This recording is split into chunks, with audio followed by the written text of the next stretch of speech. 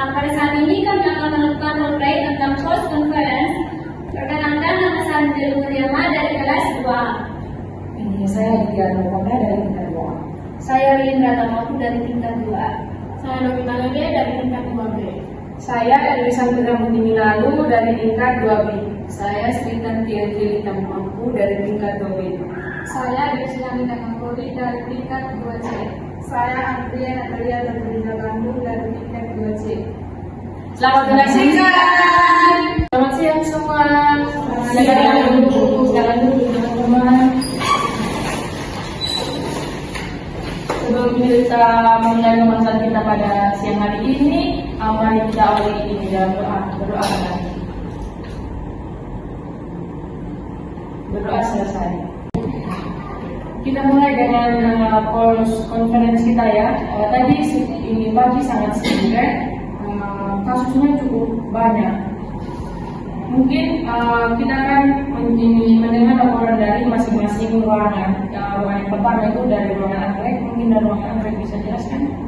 Ibu, terima kasih. Dari ruangan anggrek, saya ada 3 pasien. Di satu itu ada pengemudi usia 45 tahun, post operasi appendicitis. Pada hari kedua, kondisinya stabil, bukannya kering, sudah bisa juga melakukan mobilisasi ke tempat sendiri. Di kedua ada Nyonya Sari, usia 55 tahun, didiagnosa diabetes mellitus. Gula darahnya tadi pagi 180, sudah turun dari kemarin yang dari 250, dari tadi 180. Sudah dikasih juga edukasi. Lalu di ketiga itu ada Tuan Hasan, usia 60 tahun, CHR, balance cairannya dijaga ketat. Pada hari ini di balance minus 200 cc. Masih agak sedikit sesak ibu, tapi sudah lumayan membaik. Terima kasih. Terima kasih, sangat bagus ya untuk Tuan Hasan.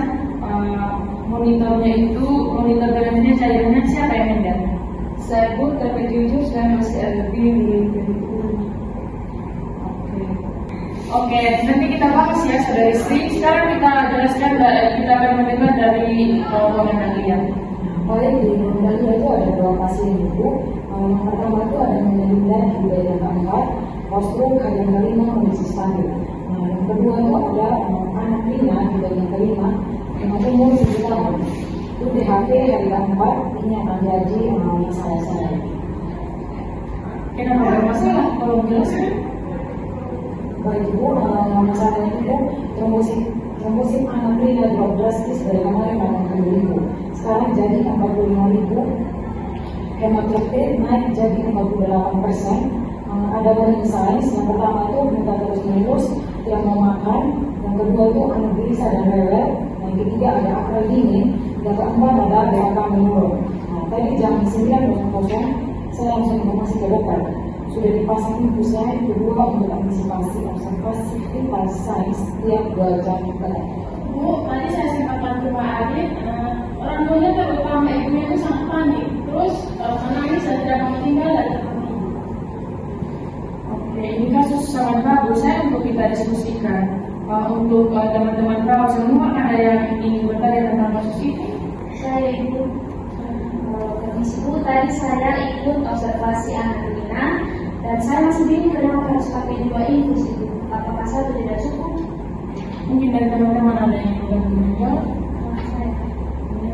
Yang bagus, pada kasus DHR, apalagi pada fase kritis seperti ini, trombositnya sangat rendah. Nanti kalau tiba-tiba dari perdarahan atau shock, jadi kita memiliki akses vena yang cepat dengan 2 infus lain, kita punya jalur backup. Kalau satunya bermasalah, masih ada harapan yang satu untuk bertahan. Tadi saya dengar ibu pasien sempat komplain dan perawat pagi. Katanya anaknya jarang diperiksa, padahal kita cek tiap 2 jam. Kenapa keluarga bisa merasa begitu? Saya tahu kasusnya adik Alwi. Kayaknya memang kita kurang komunikasi ke keluarga. Kita cek kondisi tapi tidak kasih tahu hasilnya ke ibu pasien. Nah, ini poin penting untuk kita semua tahu ya. Observasi tanpa komunikasi membuat keluarga merasa diabaikan. Mulai sekarang kita setiap kali kita cek vital signs wajib sampaikan hasil kepada pasien. Contohnya seperti ini, saya akan ambil contoh. Permisi Ibu, saya akan cek kondisi Rina ya. Suhu tubuh Rina itu 30 derajat. Ini stabil ya Ibu, tekanan darahnya bagus 100/70. Nanti 2 jam ke depan saya akan kembali ke sini untuk mengecek kondisi pasien. Sederhana itu tapi sangat berarti buat keluarga. Maaf Bu, kalau keluarganya kondisi pasien yang dulu atau tidak, kita harus tahu bagaimana. Ini dari teman-teman yang menjawab. Oke, baik, pertanyaan bagus Desi. Di sini kita harus jujur, tapi kita memberikan harapan pada keluarga. Contoh misalnya, ibu kondisinya memang sedang dalam fase kritis yang PHP. Ini fase yang paling butuh perhatian. Tapi ibu tenang, kamu sudah siapkan semua tindakan yang diperlukan. Kamu pantau ketat setiap 2 jam. Yang ibu bisa bantu adalah tetap tenang dan sudah tenang. Jadi dari kita jangan menakuti, tetapi juga jangan bohong pada yang kita. Mungkin ada yang ingin bertanya lagi, kurang paham dengan kasus kita hari ini, atau ada tambahan? Kalau tidak ada, terima kasih untuk pembahasan kita pada siang hari ini. Semangat bekerjanya. Terima kasih.